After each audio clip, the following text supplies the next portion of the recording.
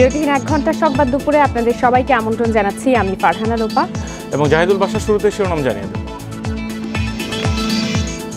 চলছে গণপরিবহন, রাজধানীতে তীব্র যানজট, শপিং মলে ক্রেতার উপচে পড়া ভিড়, স্বাস্থ্যবিধি মানায় অনীহা।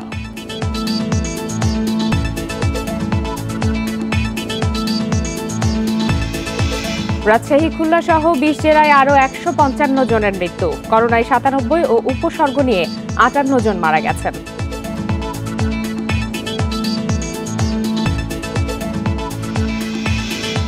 টিকা নেওয়ার বয়সসীমা 18 বছর করা হবে, জানালেন স্বাস্থ্যমন্ত্রী। স্কুল কলেজ খোলার স্বার্থে শিগগিরই সিদ্ধান্ত।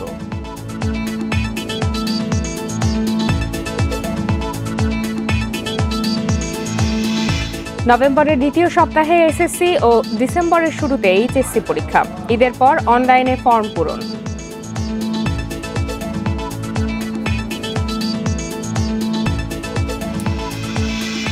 এবং ঢাকায় গরুর লবণযুক্ত কাঁচা চামড়ার দাম প্রতি বর্গফুট 40 থেকে 45 টাকা, ঢাকার বাইরে 33 থেকে 37 টাকা।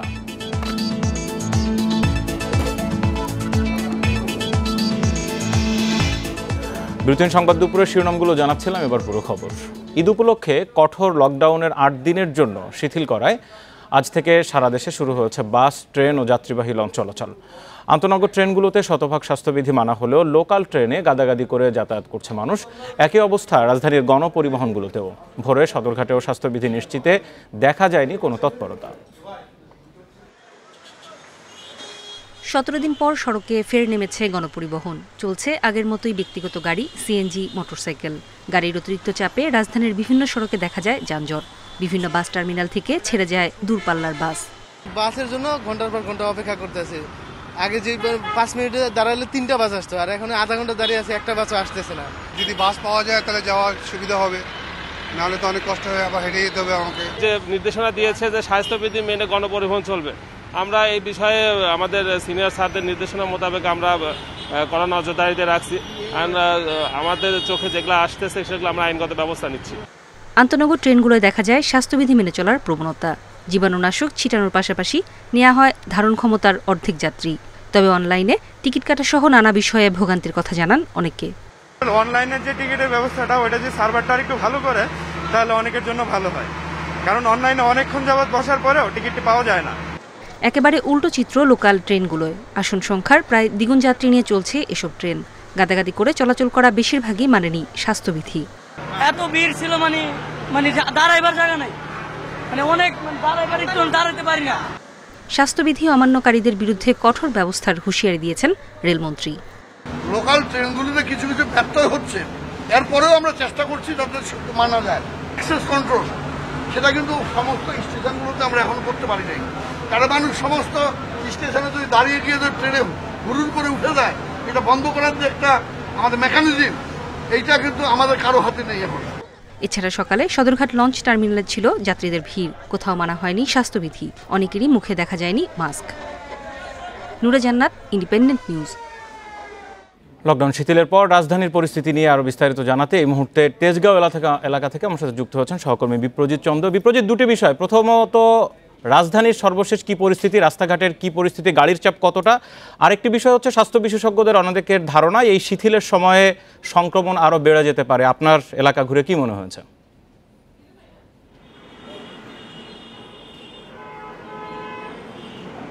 দেখুন, লকডাউন শিথিল করবার পর আজ কিন্তু প্রথম দিন, যে দিনে খুলে দেওয়া হয়েছে গণপরিবহন শপিং মল।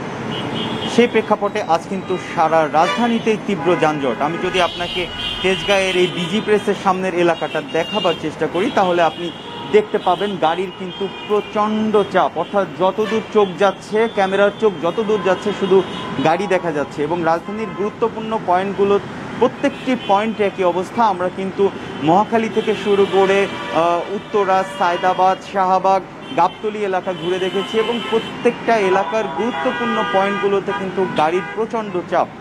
আর এছাড়া সকালে আমরা যেটি দেখেছি, বাস যেহেতু গণপরিবহন চালু হয়েছে, বাসগুলোতে কিন্তু নির্দেশনা মেনে যাত্রী ওঠাবার কথা বলা হয়েছে। তো সেই নির্দেশনায় কিন্তু স্পষ্টভাবে বলা আছে ধারণ ক্ষমতার অর্ধেক যাত্রী তুলতে হবে এবং 60% বেশি ভাড়া রাখতে হবে। তো 60% বেশি ভাড়া ঠিকই আদায় করা হচ্ছে, কিন্তু অনেক বাসই ধারণ ক্ষমতার অর্ধেক যাত্রী তুলছে না। অর্থাৎ এমন কিছু বাস আমরা পেয়েছি যারা কিন্তু সবগুলো আসনেই যাত্রী তুলেছে, অর্থাৎ গাদাগাদি করেই যাত্রী যাচ্ছে। এছাড়া যারা বিভিন্ন কাজে জরুরি প্রয়োজনে বাইরে বের হয়েছেন তাদের মধ্যে স্বাস্থ্যবিধি মানবার যে প্রবণতা সেটির কিন্তু অভাব লক্ষ্য করছি আমরা। আর ঠিক এই জায়গাটিকেই পয়েন্ট আউট করেছেন জনস্বাস্থ্য বিশেষজ্ঞরা। তারা বলছেন যেহেতু লকডাউন শিথিল করে দেওয়া হয়েছে, শপিং মল খুলে দেওয়া হয়েছে, গণপরিবহন খুলে দেওয়া হয়েছে, সেহেতু প্রচুর মানুষ রাস্তায় বের হচ্ছে এবং যারা বের হচ্ছে তারা যেহেতু স্বাস্থ্যবিধি মানছে না, সঠিক উপায়ে মাস্ক পরছে না, শারীরিক ও সামাজিক দূরত্ব বজায় রাখছে না এবং জনসমাগম হচ্ছে, ভিড় করছে মানুষ। তো সব কিছু মিলিয়ে করোনা সংক্রমণের যে ঊর্ধ্বগতি গেল 10 থেকে 15 দিন ধরে করোনা যে সর্বোচ্চ পিকে আছে, এই সংক্রমণ আরও ভয়ঙ্কর রূপ নিতে পারে, অর্থাৎ সংক্রমণ আরও বেশি বেড়ে যেতে পারে এবং বেড়ে গেলে সেটি কিন্তু আসলে সব দিক দিয়ে নেতিবাচক প্রভাব ফেলবে। একদিক দিয়ে হাসপাতালের উপর সেটি নেতিবাচক প্রভাব ফেলবে, বাংলাদেশের অর্থনৈতিক যে প্রেক্ষাপট সেটির উপরে নেতিবাচক প্রভাব ফেলবে। সবকিছু মিলিয়ে যে চিন্তা। বিপ্রজিৎ, খুব ছোট করে একটা বিষয় একটু জানতে চাইবো। প্রচন্ড সড়কে গাড়ির চাপ আমরা দেখতে পাচ্ছি, কিন্তু শিথিল করা হলেও স্বাস্থ্যবিধি মানা হচ্ছে কিনা সেটি নজরদারির কথা ছিল। রাস্তাঘাটে প্রশাসনের কাউকে নজরে পেয়েছেন?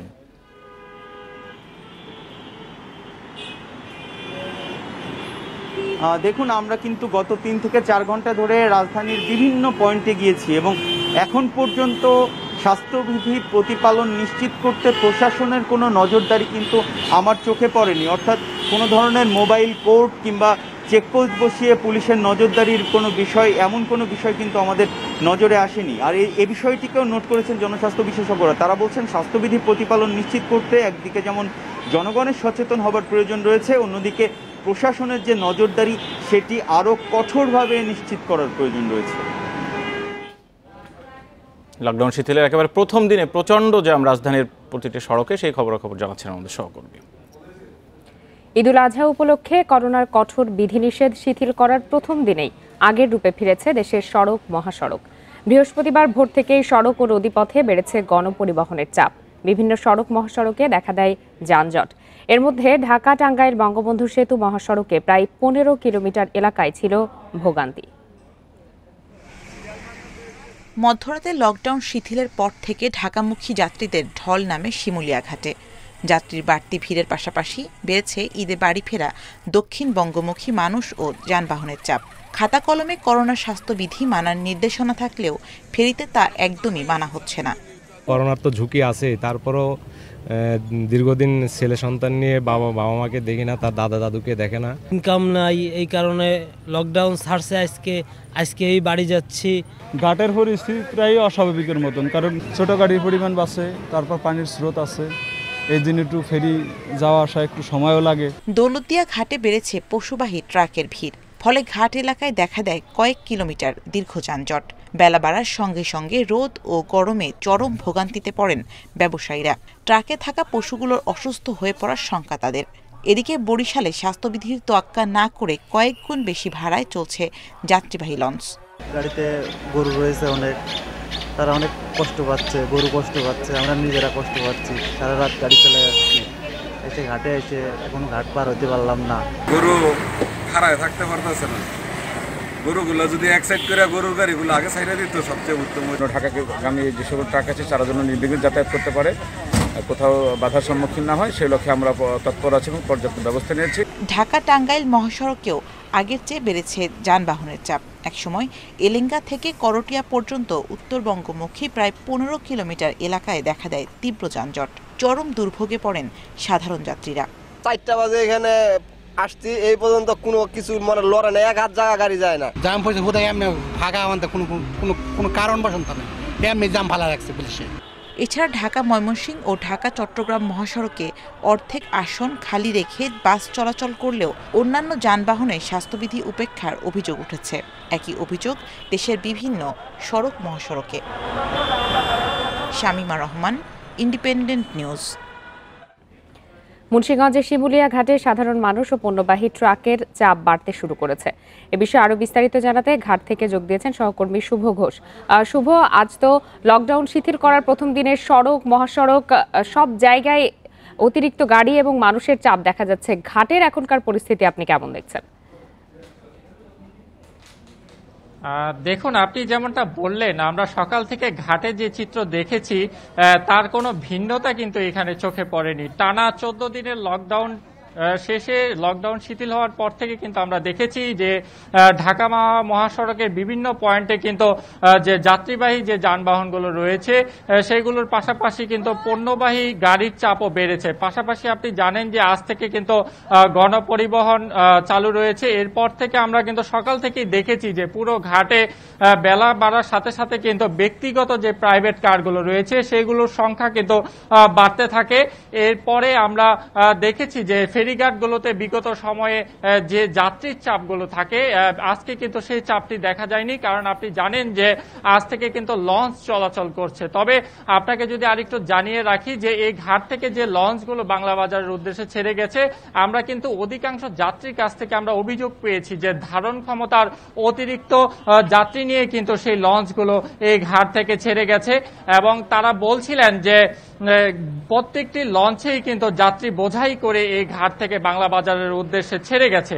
এবং এই বিষয়ে যখন আমরা এই ঘাট কর্তৃপক্ষের সাথে কথা বলি তখন নৌ পুলিশের সহযোগিতায় কিন্তু তারা অতিরিক্ত যাত্রী বহন করার জন্য প্রায় 2টি লঞ্চকে কিন্তু তারা আটক করতে সক্ষম হয় এবং সেই যাত্রীগুলোকে নামিয়ে দিয়ে কিন্তু পরবর্তীতে সীমিত সংখ্যক যাত্রী নিয়ে অন্য লঞ্চে তাদেরকে বাংলা বাজারের উদ্দেশ্যে পাঠানো হয়। আমরা এই ঘাটের যে লঞ্চ ঘাটের পাশাপাশি কিন্তু ফেরিঘাটগুলোতেও দেখেছি বেলা যত বেড়েছে সেখানে কিন্তু দীর্ঘ সময় ধরে কিন্তু ফেরি পারাপারের অপেক্ষায় এসব ছোট ব্যক্তিগত যানবাহনের সংখ্যা কিন্তু বাড়তেই থাকে। এবং আমরা এই মুহূর্তের ঘাটের পরিসংখ্যানটির কথা যদি বলি, এই মুহূর্তে কিন্তু পণ্যবাহী এবং যে যাত্রীবাহী যানবাহনগুলো রয়েছে সেই সব যানবাহন মিলিয়ে কিন্তু প্রায় 7 শতাধিকের মতো যানবাহন কিন্তু এই মুহূর্তে ঘাট এলাকায় পারাপারের অপেক্ষায় রয়েছে। আর এই যাত্রী এবং যানবাহনগুলো পারাপারে কিন্তু প্রায় 10টি ফেরি কিন্তু এই ঘাটে এখন পর্যন্ত সচল রয়েছে বলে কিন্তু আমরা জানতে পেরেছি। তো এই ছিল শিমুলিয়া ঘাট থেকে আমার কাছে এখনকার সবশেষ তথ্য। জানাচ্ছিলেন সহকর্মী শুভ ঘোষ। এদিকে শিথিল লকডাউনের প্রথম দিনে রাজধানীর শপিং মলগুলোতে ক্রেতাদের উপচে পড়া ভিড়, বেচাকেনাও ভালো বলছেন বিক্রেতারা। শপিং মলের পাশাপাশি আশপাশের সড়কেও আগের মতোই বসেছে দোকানপাট, চলছে বেচাকেনাও। তবে এসব দোকানে ক্রেতা বিক্রেতারা একেবারেই মানছেন না স্বাস্থ্যবিধি। অনেকের মুখে মাস্ক থাকলেও তা নামিয়ে রেখেছেন। রাজধানীর বিভিন্ন এলাকার অলিগলির দোকানপাটও খুলছেন ব্যবসায়ীরা। ঈদের পর আগামী 23 জুলাই থেকে 5 আগস্ট পর্যন্ত সারা দেশে আবারও কঠোর বিধিনিষেধ কার্যকর হবে।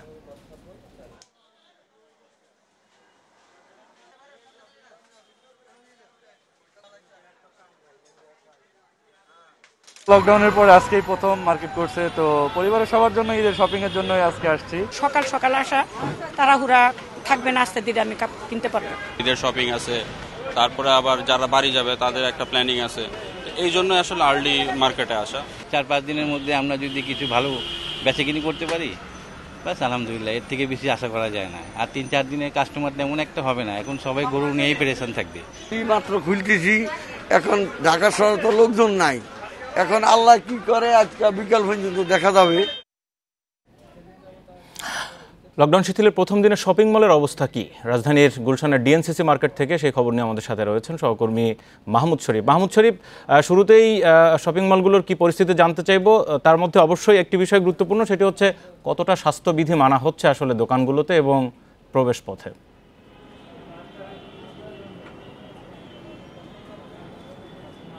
দেখুন, এই শুরুর দিনের চিত্র আসলে এক এক এলাকাতে এক এক রকম। সকালের দিকে নিউ মার্কেট এলাকায় ছিলাম, সেখানে দেখেছি যে ক্রেতাদের ভিড় অনেক বলা চলে, সেটি চোখে পড়ার মতো। এবং এলিফেন্ট রোড সেখানেও একই রকম, মৌচাক এলাকা সেখানেও একই রকম। কিন্তু এখন গুলশান এলাকাতে আছি। গুলশান 2 নম্বরের ডিএনসিসি মার্কেটের চিত্র যদি দেখাতে চাই, বলা চলে এখানে আশানুরূপ ক্রেতা নেই। এখানে যারা দোকানি আছেন তারা বলছেন যে সকাল থেকে এখন পর্যন্ত তারা যে ক্রেতা প্রত্যাশা করেছিলেন সেই হিসেবে তারা ক্রেতা পাচ্ছেন না। শুধু এই মার্কেটই নয়, আশপাশে যে কয়েকটি মার্কেট আছে প্রায় প্রতিটি মার্কেটের চিত্র এরকম। তারা বলছেন যেহেতু আজকে প্রথম খুলেছে, এখন অনেকেই হয়তো ঈদের আগ মুহূর্তে তারা কেনাকাটা করতে আসবে এই মার্কেটে বা দোকানে।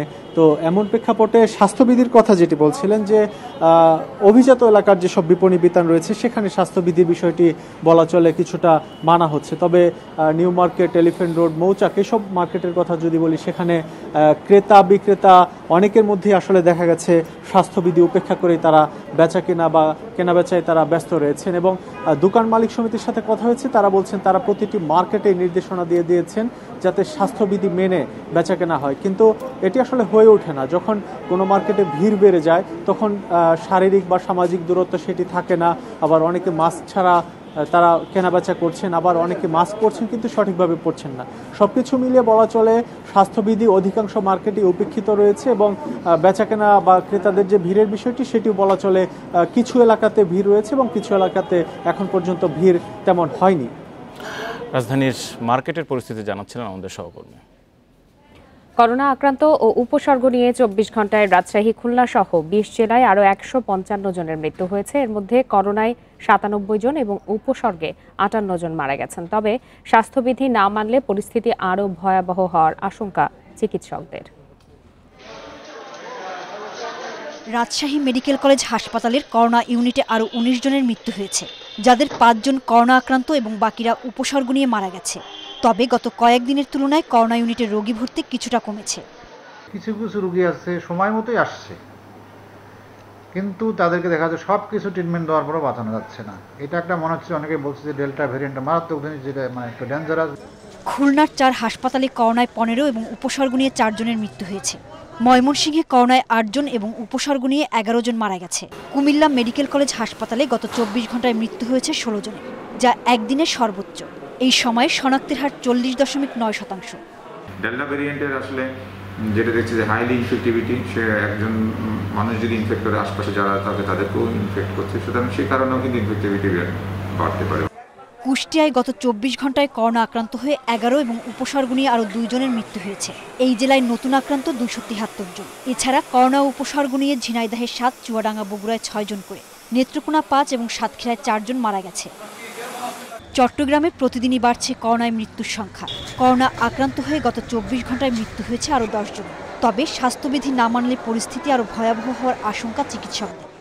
যথাসময়ে চিকিৎসা কেন্দ্রে না আসার কারণে যে সমস্যাগুলো হচ্ছে সেটা আমাদের নিজেদের পর্যায় থেকে কিন্তু সমাধান করতে হবে, না হলে যে কোনো পরিস্থিতিতেই এই আইসিইউ সংকট আমরা মেটাতে পারবো না। বরিশাল শেরেবাংলা মেডিকেল কলেজের করোনা ইউনিটে 12 জনের মৃত্যু হয়েছে। একই সময় 203 জনের করোনার নমুনা পরীক্ষায় 124 জনের শনাক্ত হয়েছে। শনাক্তের হার 61%। সোহেলি জাহান, ইন্ডিপেন্ডেন্ট নিউজ ডেস্ক। করোনার মৃত্যু বাড়তে শুরু করেছে কুমিল্লায়। জেলার সার্বিক পরিস্থিতি নিয়ে জানাতে কুমিল্লা থেকে যোগ দিয়েছেন সহকর্মী তানভীর খন্দকার।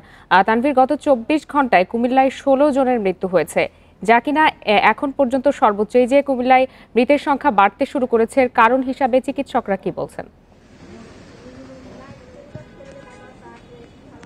কুমিল্লাতে এই পর্যন্ত কিন্তু 562 জনের মৃত্যু হয়েছে, যারা একেবারে করোনা পজিটিভ হয়েছেন। আর গতকাল যে একদিনে সর্বোচ্চ 16 জনের মৃত্যু হয়েছে, এইরকম মৃত্যুর সংখ্যা কিন্তু আগে কুমিল্লাবাসী শুনেনি এই করোনাকালীন সময়ে। তো হঠাৎ করে একদিনে এত জনের মৃত্যুতে আসলে চিকিৎসা বিভাগ এবং অন্যান্য যারা করোনা সংশ্লিষ্ট আছেন তারা কিন্তু অনেকটা দুশ্চিন্তার মধ্যে পড়েছেন। তারা, আমি কিছুক্ষণ আগে জেলা সিভিল সার্জনের সাথে কথা বলেছি, তিনি আমাদেরকে যেটা জানিয়েছেন যে আসলে ভারতীয় যে ডেল্টা ভেরিয়েন্টের যে সংক্রমণ সেটি কুমিল্লাতে হয়তো এখন এখন খুবই উচ্চ সংক্রমিত পর্যায়ে আছে, যে কারণে যারাই সংক্রমিত হয়ে আসছেন তারা শেষ পর্যায়ে এসে হাসপাতালে ভর্তি হওয়ায় অনেকে বাঁচানো সম্ভব হচ্ছে না, যে কারণে কিন্তু মৃত্যুর সংখ্যাটা বাড়ছে।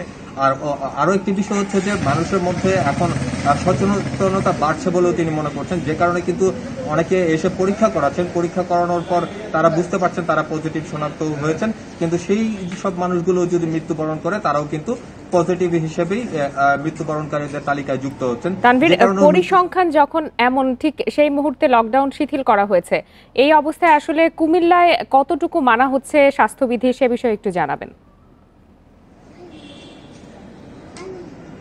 আমি একটি বিষয় জানিয়ে রাখি, গতকাল কুমিল্লা জেলা করোনা প্রতিরোধ কমিটির যে সভা হয়েছে সেখানে কিন্তু দুটি বিশেষ সিদ্ধান্ত নেওয়া হচ্ছে। সেটি হচ্ছে যে সারা দেশে লকডাউন শিথিল হলেও কুমিল্লাতে যেসব বাড়িগুলোতে করোনা আক্রান্ত রোগী থাকবেন সেই বাড়িগুলোতে কিন্তু আলাদাভাবে লকডাউন করা হবে।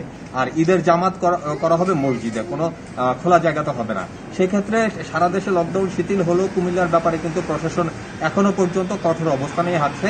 কিন্তু রাস্তাঘাট অথবা বাজার গঞ্জে এইসব এলাকাগুলোতে আসলে দেখতে কোনোভাবেই বোঝার উপায় নেই যে এখন একটি মহামারীকালীন অবস্থা চলছে।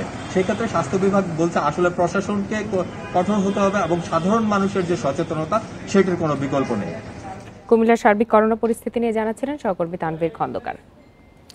স্কুল কলেজ খুলে দেওয়ার স্বার্থে করোনার টিকা নেওয়ার বয়সসীমা 18 বছর করা হবে বলে জানিয়েছেন স্বাস্থ্যমন্ত্রী জাহিদ মালেক। দুপুরে রাজধানীর মহাখালীতে স্বাস্থ্য বিভাগের এক অনুষ্ঠানে এই কথা জানান মন্ত্রী। জাহিদ মালেক বলেন, দেশে 3.5 কোটি টিকা মজুদ রাখার সক্ষমতা আছে। নিবন্ধন করে টিকা নিতে গ্রাম অঞ্চলে বয়স্করা অপারগ হলে শুধু জাতীয় পরিচয়পত্র দিয়ে টিকা নেওয়ার ব্যবস্থা করা হবে। এ সময় তিনি বলেন, ঈদের সময় বিধিনিষেধ শিথিল হওয়ায় সংক্রমণের হার বাড়তে পারে।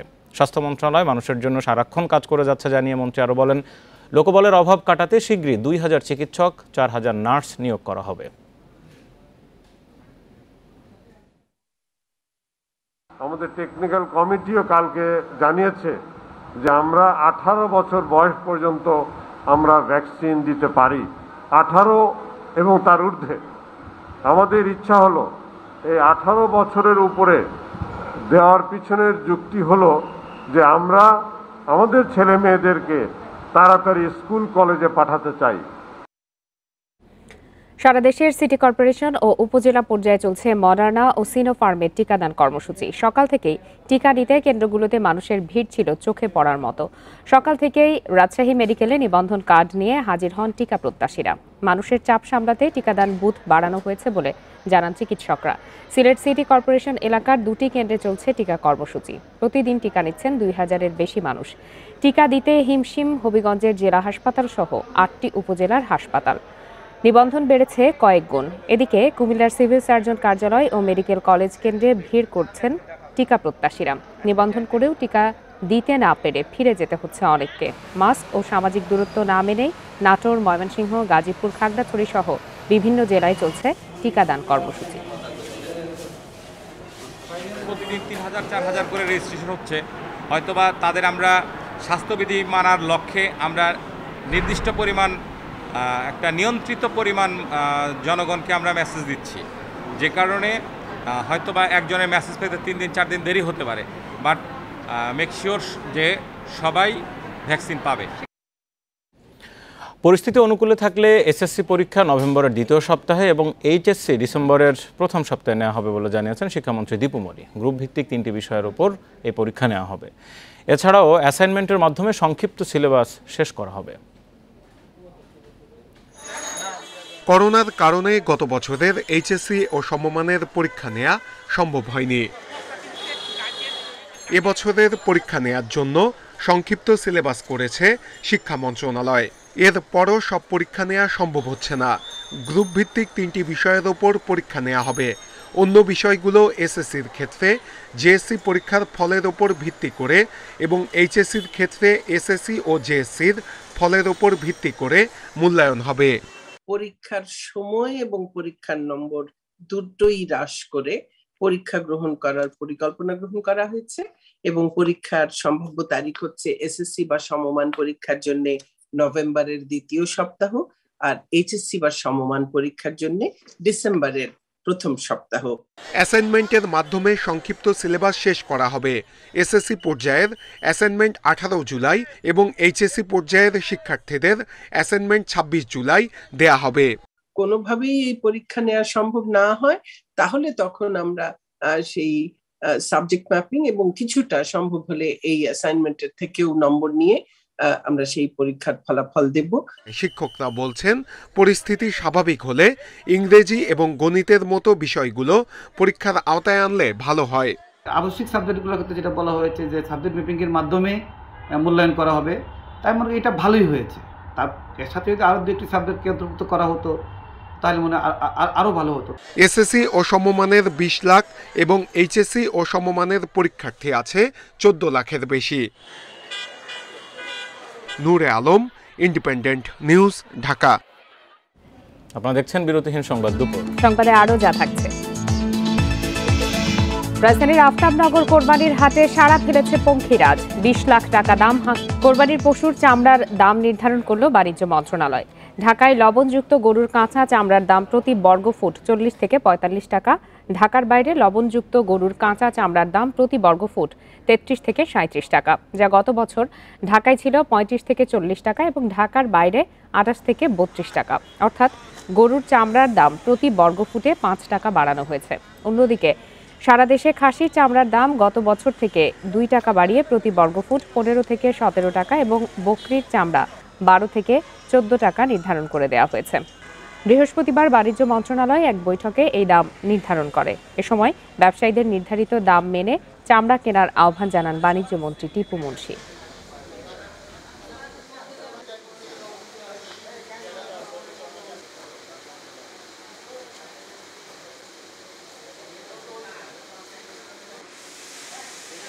দামের ব্যাপারে স্পেসিফিক করে দিচ্ছি, কোনো ভুল বোঝাবুঝির অবকাশ নাই।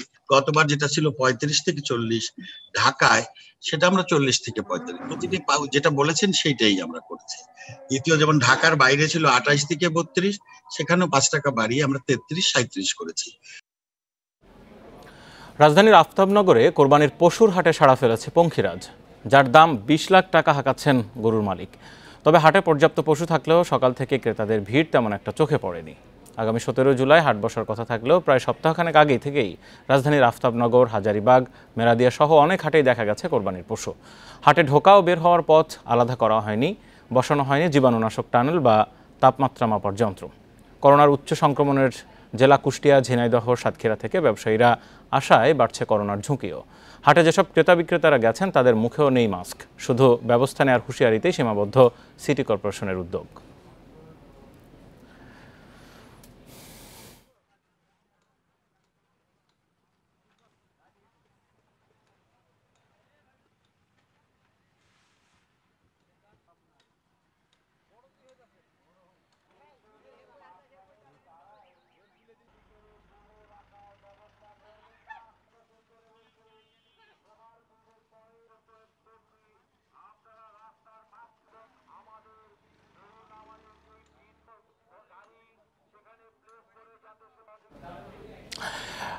কোরবানির পশুর হাটের আরও বিস্তারিত খবর জানবো সিরাজগঞ্জ থেকে আমাদের সহকর্মী দিলীপ গৌড় রয়েছেন। দিলীপ, সিরাজগঞ্জে অসংখ্য গরুর খামার রয়েছে, একটু জানতে চাইবো এবার কুরবানিতে তাদের প্রস্তুতি কেমন, আর আপনি যে হাটে এই মুহূর্তে আছেন সেখানে গরুর যোগান কেমন, দাম কেমন?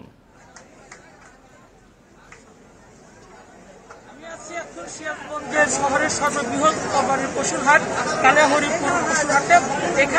এখানে কিন্তু কোরবানি পশুর যে আমদানি, সেই আমদানি কিন্তু এখানে প্রচুর হয়েছে। এখানে আমি যদি আপনাকে দেখাই, এখানকার যে এখন কালিয়াহরিপুর যে হাট, সেই হাটের যে পশু রয়েছে, এখানে আমরা যেটা জানতে পেরেছি যে এখানে এই হাটে এবারে সর্বোচ্চ যে গরুর মূল্যটি ধরা হয়েছে আজকের হাটে, সেটা হচ্ছে ১২ লক্ষ টাকা দামের একটি গরু কিন্তু এখানে আছে। এর পাশাপাশি কিন্তু ছোট ছোট অনেক গরু আছে এখানে, প্রায় ১ লাখ টাকার নিচে ৭০-৮০ হাজার টাকা থেকে গরু থেকে শুরু করে কিন্তু একদম ১২ লাখ টাকা পর্যন্ত গরু এই হাটে তোলা হয়েছে। এখানে আপনারা জানেন যে সিরাজগঞ্জকে ডেইরি রাজধানী বলা হয়। এখানে কিন্তু এই অঞ্চলে পশু শুধুমাত্র সিরাজগঞ্জে নয়, ঢাকা সহ বিভিন্ন জেলায় কিন্তু এই পশুগুলি বিক্রি করা হয়। তো এবারে আমরা এখন পর্যন্ত ক্রেতাদের সাথে যে কথা বলেছি, ক্রেতারা বলছে যে করোনার কারণে আসলে তাদের আয় রোজগার কম, তারা যে দামের গরু কিনতে চাচ্ছেন ষাঁড় গরুগুলো, সেখানে কিন্তু তার চেয়ে বেশি দাম। আবার আমরা কথা বলেছি যারা খামারি, যারা পশু পালন করেছেন ১ বছর ধরে আসছে, এই লকডাউন এবারে প্রথম আজকে যে কালিয়াহরিপুর হাটে এখানে বিক্রি করতে আসছে, তারা বলছে খাদ্যের যে মূল্য এবং তাদের যে পরিশ্রম হয়েছে সে অনুযায়ী যে মূল্য পাওয়ার কথা, সে মূল্য কিন্তু আসলে তারা এখানে বলছে না, যে কারণে আসলে অনেকেই কিন্তু এখন পর্যন্ত পশু বিক্রি করতে পারছে না। আমরা হাট কমিটির সাথে কথা বলে যেটি জানতে পেরেছি যে সকাল থেকে হাট শুরু হলেও কিন্তু এখানে যে পরিমাণ পশু আমদানি হয়েছে কোরবানির, তার তুলনায় কিন্তু আসলে ক্রেতার সংখ্যা অনেক কম। তারা আশা করছে যে বেলা বাড়ার সাথে সাথে হয়তো বিকেলের দিক থেকে যে কোরবানি পশুর যে ক্রেতা। দিলীপ, গত বছরের সাথে যদি একটু তুলনা করি, এবারের বাজার পরিস্থিতিটা তাহলে কি দাঁড়ায় গত বছরের সাথে তুলনা করলে? আর যেই ব্যবসায়ীরা এখন যাচ্ছেন, এরা কি ব্যক্তি পর্যায়ে কিনছেন নাকি ঢাকায় আনার জন্য?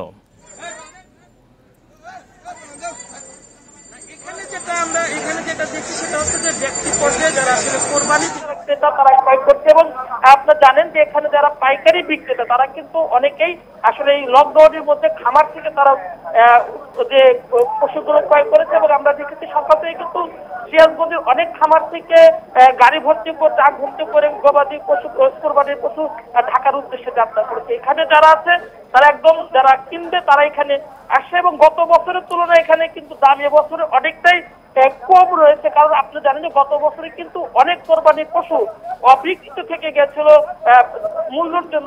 এবারে কিন্তু আমরা দেখছি খামারিরা বলছে যে এবারে যে দায় হোক না কেন অন্ততপক্ষে যদি তাদের যে খরচগুলো সেটা উঠে যায় তারা বিক্রি করে দেবে। কারণ গত বছরে অনেক কোরবানির পশু অবিকৃত রয়েছে সেগুলো জানাচ্ছিলেন আমাদের সহকর্মী দিলীপ গড়। গতবারের চেয়ে কোরবানির দামের পশুর দাম খানিকটা কম, তেমনটি জানাচ্ছিলেন তিনি।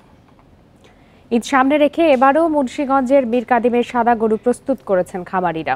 অন্য গরুর চেয়ে দাম কিছুটা বেশি হলেও কোরবানির পশুর হাটে প্রতি বছরই আকর্ষণ থাকে এসব গরুর। তবে করোনা পরিস্থিতি আর গোখাদ্যের দাম বৃদ্ধির কারণে খরচ পুষিয়ে লাভের মুখ দেখা নিয়ে শঙ্কায় রয়েছেন খামারিরা। বিভিন্ন অঞ্চল থেকে ধবধবে সাদা বাছুর কিনে আনেন মীর কাদিমের খামারিরা। এরপর লালন পালন করে এসব গরুকে বড় ও কোরবানির হাটে বিক্রির উপযোগী করে তোলেন। বিশেষ কৌশলে পালন করা এসব গরুর মাংস হয় সুস্বাদু। এছাড়া খৈল, ভুসি, চালের খুদ, গম, ভুট্টা ও খেসারির ভুসি দেয়া হয় খাবার হিসেবে। এতে সুস্থ ও স্বাস্থ্যবানভাবে বেড়ে ওঠায় এসব গরুর দাম ও চাহিদা থাকে বেশি। আমরা বাপ দাদার আমল থেকে পাইলে আইছি, আমরা এই গরুরে কোনো ইনজেকশন, কোনো ভালো খারাপ খাবার খাওয়াই না। আমরা গরুর অনেক ভালো মানের খাবার খাওয়াই, সেই জন্য মীর কাদিমের গরুর মাংস এত সুস্বাদ। শুধু ধবল নয়, নেপালি, হাফসা, বুট্টি ও সিন্ধি জাতের গরু পাওয়া যায় এখানকার খামারে। আকৃতি আর ওজন ভেদে এক একটির দাম উঠছে ৮০,০০০ থেকে ৭ লাখ টাকা পর্যন্ত। এটার মতো মাংস খুব গরুতে কমই পাওয়া যায়।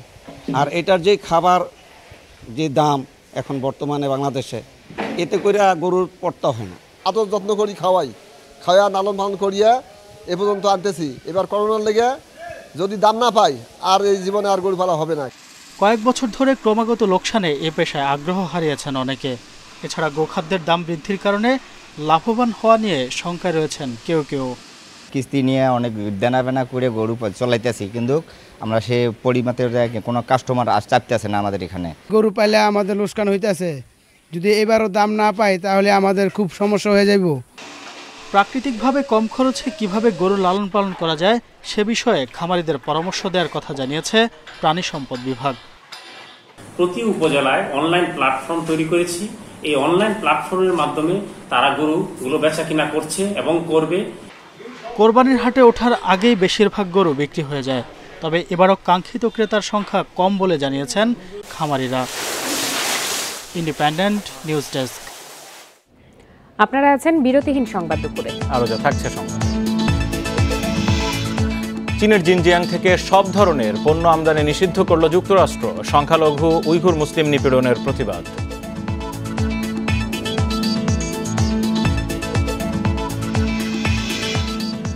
বোরহানউদ্দিন ইমরান গ্রেপ্তার হয়েছে প্রতারণার দায়ে। পরিচয় দেন প্রধানমন্ত্রীর উপদেষ্টা। বাংলাদেশ ব্যাংকের উপদেষ্টাও বলে নানা কৌশলে প্রলোভন দেখান মেডিকেলে ভর্তি, ব্যাংক, বিমা সহ বিভিন্ন প্রতিষ্ঠানে চাকরি দেওয়ার। সিআইডি বলছে তার স্ত্রী সাবেক ডেপুটি অ্যাটর্নি জেনারেলেরও সম্পৃক্ততা রয়েছে কিনা তা খতিয়ে দেখা হচ্ছে। ধানমন্ডির যুবক মিঠু কাজ করতেন ইন্স্যুরেন্স প্রতিষ্ঠানে।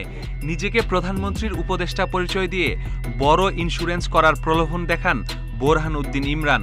ব্যাংকে চাকরির প্রলোভন দেখিয়ে হাতিয়ে নেন ৫ লাখ টাকার বেশি। আমাকে চাকরি দেওয়ার প্রলোভন দেখে আমার থেকে ৫,৩৫,০০০ টাকা নিছে নগদ এবং ব্যাংকের মাধ্যমে। তারপর আমাকে চাকরি দিতে পারে নাই। এখন আমার সাথে যোগাযোগ করতেছে না, আমাকে আমি ফোন দিলে ফোন রিসিভ করতেছে না।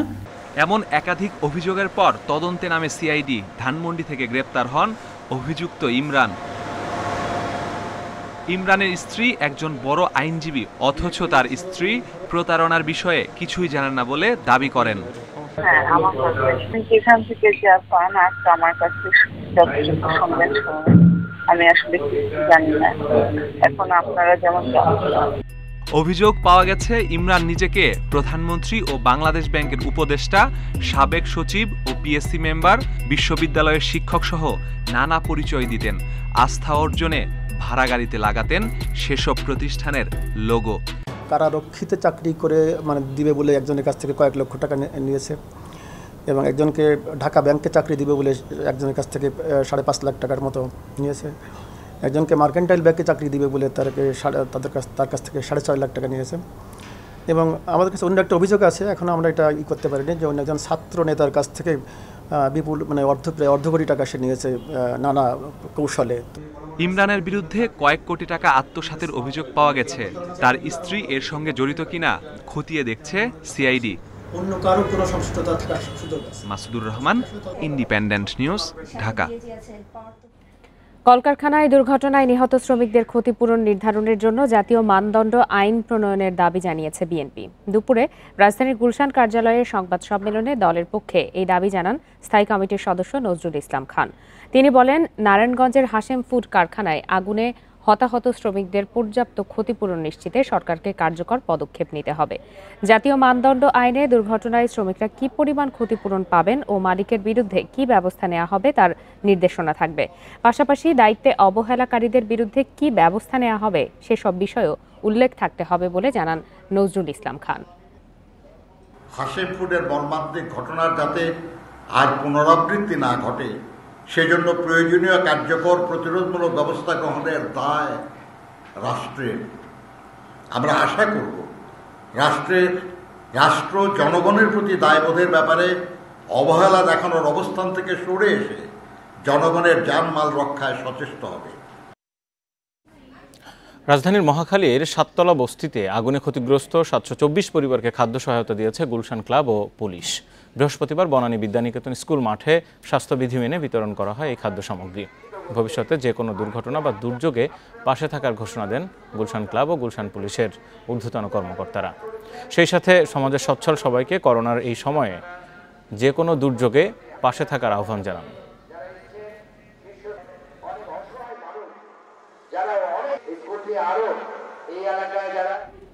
ঈদ উপলক্ষে রাজধানীতে সক্রিয় হয়ে উঠেছে অজ্ঞান ও মলম পার্টির সদস্যরা।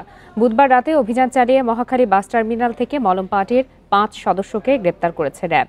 তাদের কাছ থেকে উদ্ধার করা হয় চেতনানাশক ওষুধ, মলম, দৃষ্টিভ্রম করার টাইগার বাম। র্যাব জানায়, এই চক্রের প্রধান টার্গেট দূরের গন্তব্যের যাত্রীরা। বিভিন্ন বাস স্ট্যান্ড থেকে বাসে উঠে পাশের সিটে যাত্রীকে ওষুধ এবং তরল কেমিক্যাল ও মলমের সাহায্যে অজ্ঞান করে তারা। এরপর ভুক্তভোগীর সাথে থাকা টাকা পয়সা, মোবাইল সহ মূল্যবান জিনিসপত্র নিয়ে পালিয়ে যায়। ঈদের আগে এদের দৌরাত্ম্য কমাতে অভিযান অব্যাহত থাকবে বলে জানিয়েছে র্যাব।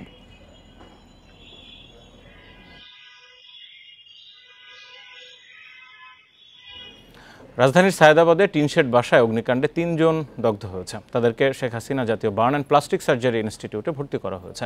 দগ্ধরা হলেন ঘড়ি মেরামতকারী রাজু, গাড়ির হেলপার শাহজাহান ও জয়নাল। চিকিৎসকরা জানান, দগ্ধ সবাইকে আইসিইউতে ভর্তি করা হয়েছে। তাদের শরীরের 17 থেকে 45% পর্যন্ত পুড়ে গেছে। স্বজনরা জানান, দগ্ধ 3 জন সায়েদাবাদের করাতিচোলার একটি টিনশেড বাসায় ভাড়া থাকতেন। রাত 11টার দিকে হঠাৎ বাসায় আগুন লাগে। পরে দগ্ধদের উদ্ধার করে বার্ন ইনস্টিটিউটে নেওয়া হয়। বৈদ্যুতিক শর্ট সার্কিট থেকে আগুনের সূত্রপাত বলে প্রাথমিকভাবে ধারণা করা হচ্ছে। কুষ্টিয়ার মিরপুরে 9ম শ্রেণীর এক স্কুল ছাত্রীকে ধর্ষণের পর কুপিয়ে হত্যার অভিযোগ উঠেছে।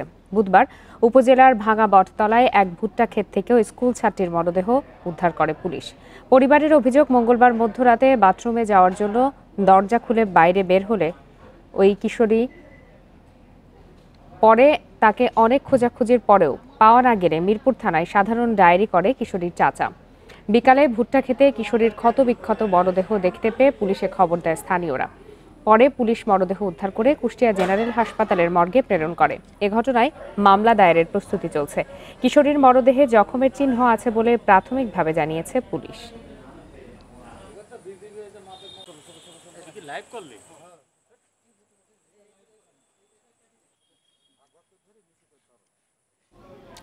দেশে শিশুর প্রতি সহিংসতা বাড়ছেই।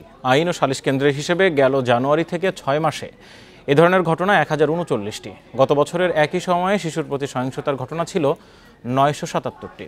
গবেষকরা বলছেন, করোনা মহামারীতে সামাজিক অস্থিরতা শিশু নির্যাতনের প্রবণতা বাড়িয়েছে। বিচারের দীর্ঘসূত্রতা ও বিকৃত মানসিকতার কারণেই শিশুর প্রতি সহিংসতা বাড়ছে বলে মনে করছেন তারা। কুষ্টিয়ায় গেল 13 জুন আসমা খাতুন ও শাকিল হোসেন নামের দুজনকে গুলি করে হত্যা করেন পুলিশের উপপরিদর্শক সৌমেন রায়।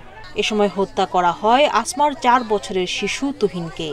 গত 2 বছরে শিশুর প্রতি এমন নৃশংসতার বহু ঘটনা এসেছে গণমাধ্যমে। মানবাধিকার সংগঠন আইন ও সালিশ কেন্দ্রের হিসাবে চলতি বছরের জানুয়ারি থেকে জুন পর্যন্ত শিশুর প্রতি সহিংসতার ঘটনা 1039টি। গেল বছর প্রথম 6 মাসে ঘটেছিল 977টি, আর 2019 সালে বছর জুড়ে ঘটে 2184টি। তার আগের বছর যা ছিল 1532টি। এসব ঘটনার অন্যতম কারণ হিসেবে যথাযথ বিচারের অভাবকে চিহ্নিত করেছেন আইনজীবীরা। এই ধরনের মামলাগুলো, নারী শিশু নির্যাতন দমন আইন বা শিশু নির্যাতন দমন আইনের মামলাগুলো কিন্তু আমাদের 280 দিনের মধ্যে শেষ করে দিতে হয়। সেটা কিন্তু করতে পারতেছে না। জেন্ডার জাস্টিস সিস্টেম ডেভেলপ না করলে কোনো মতেই এই নারী ও শিশু নির্যাতন দমন আইনের কোনো সফলতা আমরা আনতে পারবো না। অন্য এক গবেষণায় দেখা গেছে, দেশের 5 থেকে 12 বছরের শিশু ও কিশোর কিশোরীদের 70%ই যৌন নির্যাতনের শিকার। দারিদ্রতা অথবা অন্যান্য কোনো কারণ না, একটা সামাজিক মূল্যবোধের একটা ব্যাপক ধরনের একটা আগ্রাসী মনোভাব তৈরি হয়েছে, সেটা শিশুদের প্রতি। বিশেষ করে এখানে আমরা বলি মেয়ে শিশু আছে, তাদের প্রতি এই সংখ্যাটা অনেক বেশি। এ অবস্থায় শিশুর স্বাভাবিক বিকাশের জন্য নিরাপদ পরিবেশ নিশ্চিতের তাগিদ দিচ্ছেন সমাজবিজ্ঞানীরা। মূলত সামাজিক অস্থিরতা সাথে যুক্ত পারিবারিক অস্থিরতা, সেই সাথে যুক্ত যে সমাজে যে বৈষম্য আছে, সেটা একটা বড় কারণ। প্রতিহিংসা বা শিশুর প্রতি যে বিরূপ মনোভাব, এগুলো ফুটে ওঠে। বিশেষজ্ঞরা আরও বলছেন, শিশুর প্রতি সহিংসতা প্রতিরোধে পরিবারের পাশাপাশি সমাজকেও বড় ভূমিকা পালন করতে হবে। সুলতানা জাহান মিতু, ইন্ডিপেন্ডেন্ট নিউজ, ঢাকা। চীনের জিনজিয়াং প্রদেশ থেকে সব ধরনের পণ্য আমদানি নিষিদ্ধ করার পক্ষে বিল পাশ হয়েছে মার্কিন সিনেটে। উইঘুর এবং অন্যান্য মুসলিম গোষ্ঠীর ওপর চলমান নিপীড়ন এবং গণহত্যার জেরে বুধবার এই বিল পাশ হয়। তবে জিনজিয়াং প্রদেশ থেকে পণ্য আমদানি করতে হলে আমদানিকারকদের প্রমাণ করতে হবে কোনো পণ্য জোরপূর্বক শ্রম দিয়ে তৈরি করা হয়নি। আর আমদানিকারক তা প্রমাণে ব্যর্থ হলে 1930-এর ট্যারিফ আইনের অধীনে আমদানি বাতিল করা হবে। সিনেটের সর্বসম্মতিতে পাশ হওয়া বিলটি এবারে হাউস অব রিপ্রেজেন্টেটিভসে পাশ হতে হবে। এরপরই প্রেসিডেন্ট জো বাইডেনের স্বাক্ষরের মাধ্যমে পরিণত হবে আইনে। এরই মধ্যে জিনজিয়াং অঞ্চলের তুলা, টমেটো এবং কিছু সোলার পণ্য আমদানি নিষিদ্ধ করেছে ওয়াশিংটন।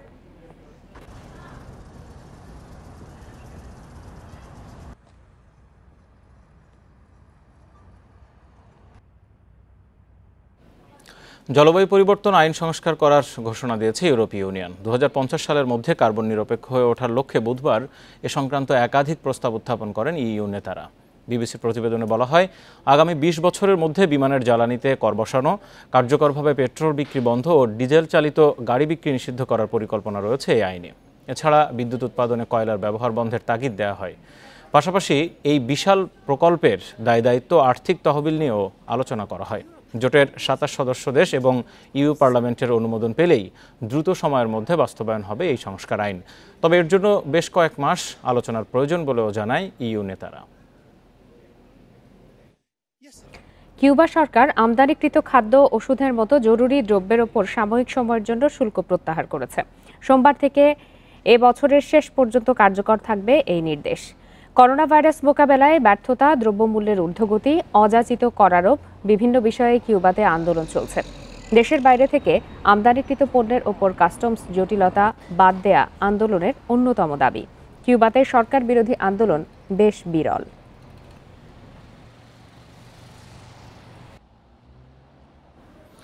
বিশ্বে একদিনে করোনায় মারা গেছে 8,715 জন। নতুন করে আক্রান্ত 5,54,000-এরও বেশি। এ নিয়ে করোনায় মোট প্রাণহানি হলো 40,74,000-এরও বেশি। আর আক্রান্তের সংখ্যা ছাড়িয়েছে 18,91,00,000। এক সপ্তাহে করোনার সংক্রমণ 15% বেড়েছে। ইন্দোনেশিয়াতে বুধবার প্রথমবারের মতো রেকর্ড ৫৪,০০০-এরও বেশি রোগী শনাক্ত হয়েছে। দেশটি করোনা সংক্রমণে এশিয়ার নতুন হটস্পটে পরিণত হয়েছে। ভারতে একদিনে করোনায় মৃত্যু হয়েছে ৫৮০ জনের, নতুন আক্রান্ত ৪১,৮৫৪ জন। এদিকে ব্রাজিলে একদিনে মারা গেছে ১,৫৭৪ জন। শনাক্ত হয়েছে ৫৭,৫০০-এরও বেশি মানুষ। আর্জেন্টিনাতে মৃতের সংখ্যা ১ লাখে ঠেকেছে। সিডনিতে ডেল্টা সংক্রমণ বৃদ্ধি পাওয়ায় আরও ২ সপ্তাহের জন্য লকডাউন দিয়েছে অস্ট্রেলিয়া সরকার। হারারেতে কাল বাংলাদেশের সাদা বলের চ্যালেঞ্জ। ৩ ম্যাচ ওয়ানডে সিরিজের প্রথমটিতে জিম্বাবুয়ের মুখোমুখি হবে তামিমের দল। ম্যাচ শুরু বাংলাদেশ সময় দুপুর ১:৩০টায়। হাঁটুর চোট কাটিয়ে ফিরেছেন তামিম ইকবাল। প্রস্তুতি ম্যাচেও দুর্দান্ত ছিলেন ওয়ানডে অধিনায়ক। অলরাউন্ড নৈপুণ্যে আলো ছড়িয়েছেন মোসাদ্দেক। তবে মুস্তাফিজের গোড়ালির চোটে অস্বস্তিতে বাংলাদেশ। প্রথম ওডিআইতে তাকে পাওয়া নিয়ে শঙ্কা রয়েছে। অন্যদিকে পারিবারিক কারণে দেশে ফিরেছেন মুশফিকুর রহিম। উইকেটের পেছনে তার জায়গায় নুরুল সোহানকে খেলানোর পরিকল্পনা ম্যানেজমেন্টের। টানা ৩ হারের পর জয় ফিরল অস্ট্রেলিয়া। চতুর্থ টি-20তে ওয়েস্ট ইন্ডিজকে ৪ রানে হারিয়েছে অ্যারন ফিঞ্চের দল। সেন্ট লুসিয়ায় টসে জিতে ব্যাট করতে নেমে শুরুতে ম্যাথিউ ওয়েডকে হারায় অজিরা। শুরুর ধাক্কা সামলে নেন ফিঞ্চ মার্শ জুটি। ওয়ালসের বলে আউট হবার আগে অজি অধিনায়ক বোর্ডে যোগ করেন ৫৩ রান। ৬ ছক্কা আর ৪ রানে মার্শ করেন ৭৫। শেষ দিকে ডান ক্রিস্টিয়ানের অবদানে ১৮৯ রান তোলে সফরকারীরা। জবাবে উড়ন্ত শুরু ক্যারিবীয়দের সিমন্স ৭২ আর লিউইস করেন ৩১ রান। তবে জ্বলে উঠতে পারেনি ক্রিস গেইল, ফিরেছেন ১ রানে। শেষ দিকে রাসেল অ্যালেন চেষ্টা করেও আস্কিং রেটের সঙ্গে পাল্লা দিয়ে পেরে ওঠেননি। ইংল্যান্ডে ছুটি কাটানোর সময় করোনায় আক্রান্ত হলেন ভারতীয় ক্রিকেটার ঋষভ পান্থ। এমন এক সময় পান্থ আক্রান্ত হলেন যখন করোনা সংক্রমণ কমে আসায় মাস্ক পরা সহ স্বাস্থ্যবিধি মানার বাধ্যবাধকতা তুলে নেয়ার ঘোষণা দিয়েছে ব্রিটিশ সরকার।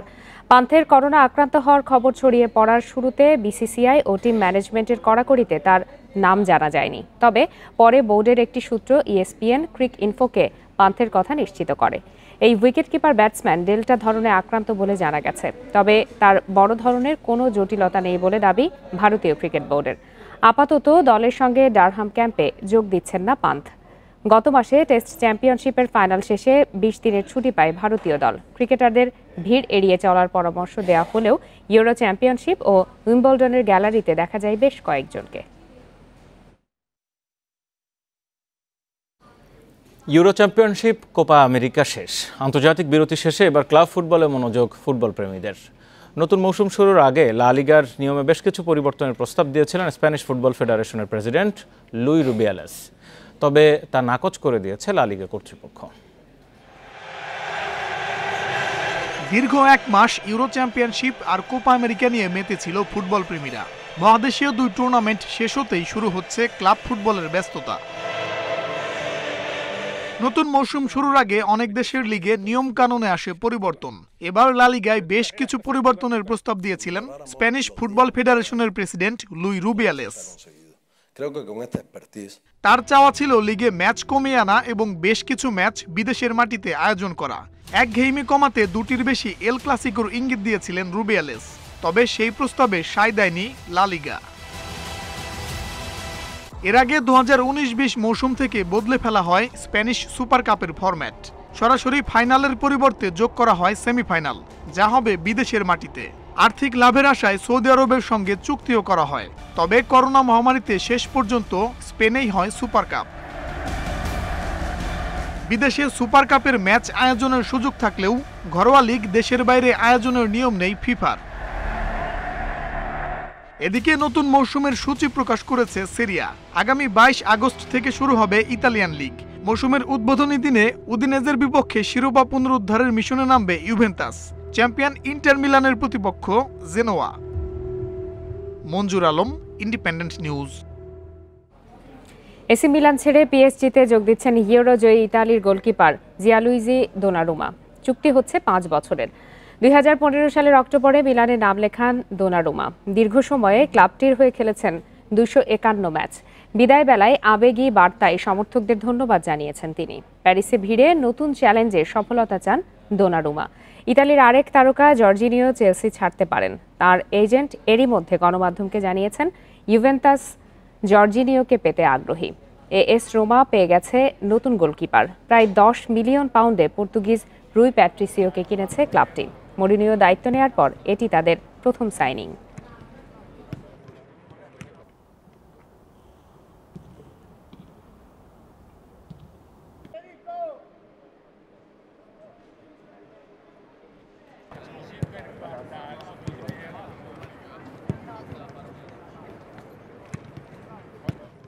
আর এরই সাথে শেষ করছি আজকের বিরতিহীন সংবাদ দুপুর। এতক্ষণ সাথে থাকার জন্য ধন্যবাদ। ফেসবুক, ইউটিউব আর টুইটারে চোখ রাখুন সংবাদের আরো বিস্তারিত জানতে।